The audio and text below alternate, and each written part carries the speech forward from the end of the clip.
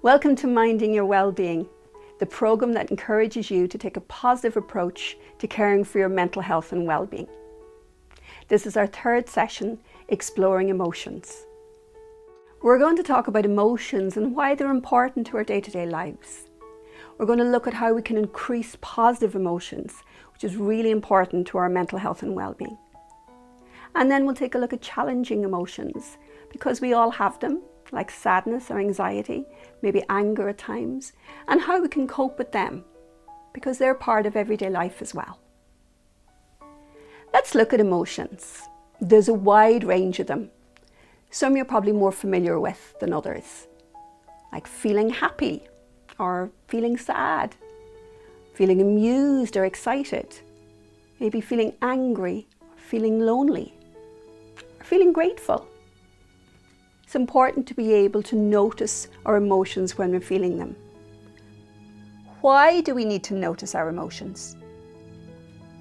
It means we can enjoy and appreciate our positive emotions and to better understand our negative emotions.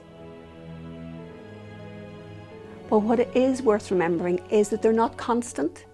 They change depending on the situation that we're in, maybe what's been happening in our lives generally. But it is important to notice.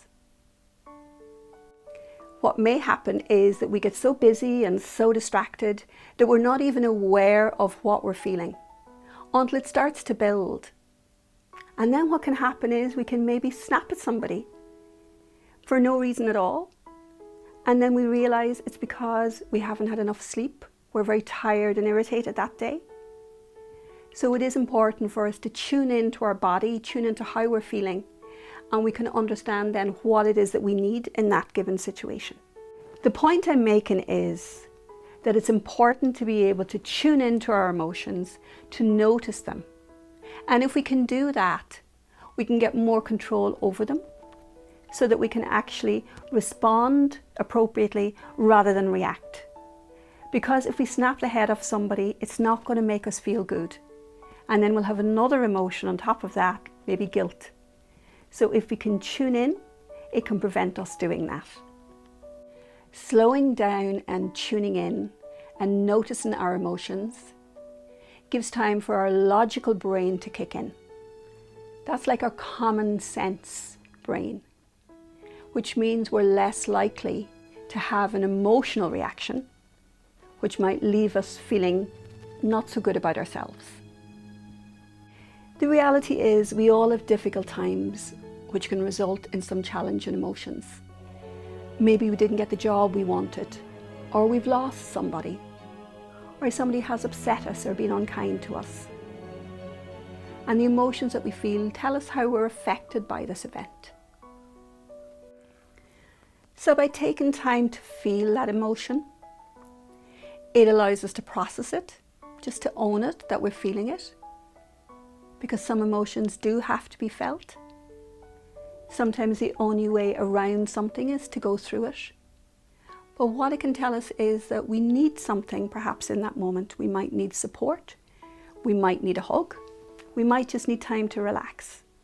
And the more we tune into that emotion, the more we understand what we need at that time to cope with it. So to recap, some things you can do to manage challenging emotions are to slow down and pause, just to give yourself a moment, and to notice what's happening in your body, just tuning into what's going on and how you're feeling.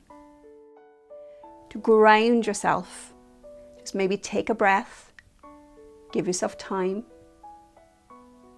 and let your logical brain get a chance to click in.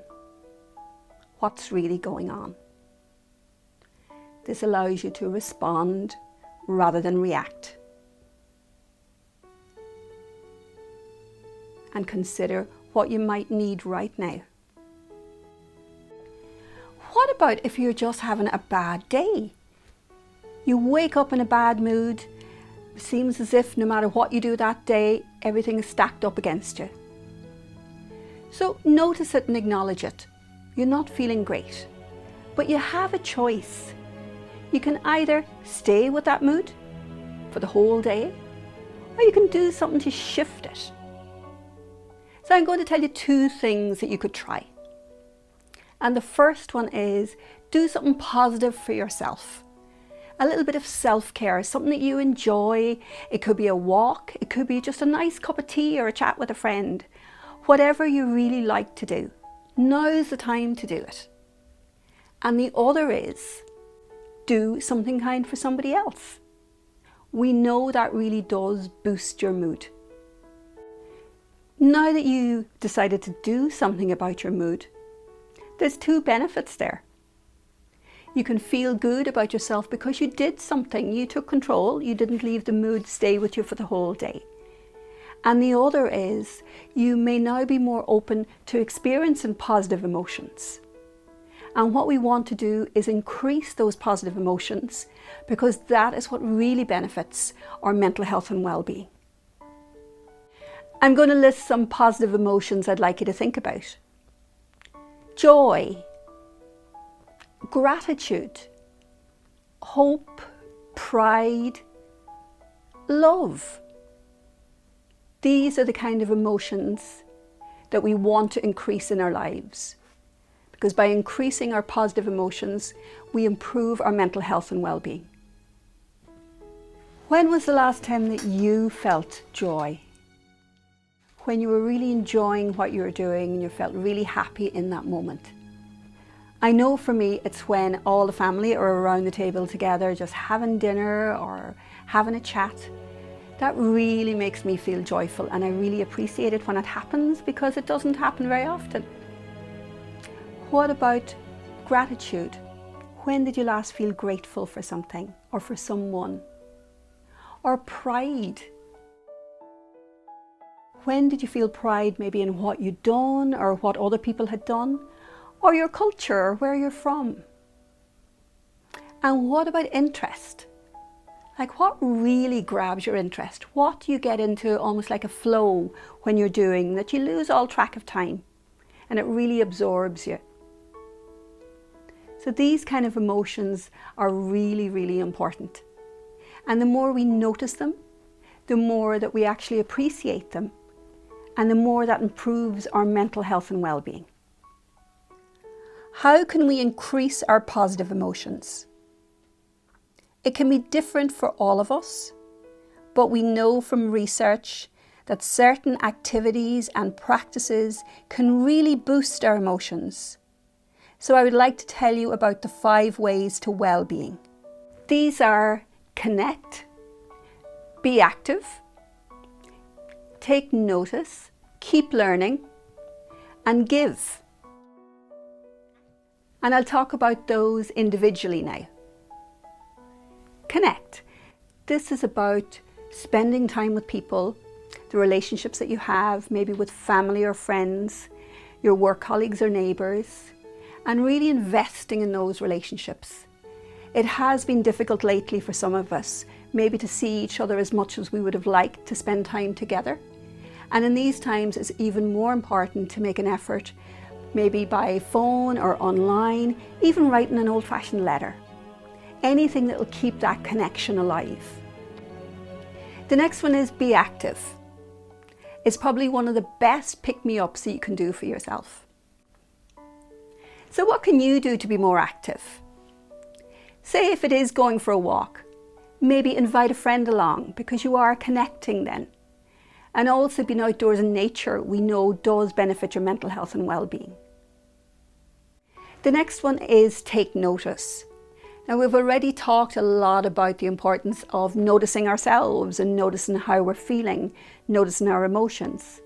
It's also important to take notice of other things as well, like our relationships, the people that we're with, just tuning into them when we're with them.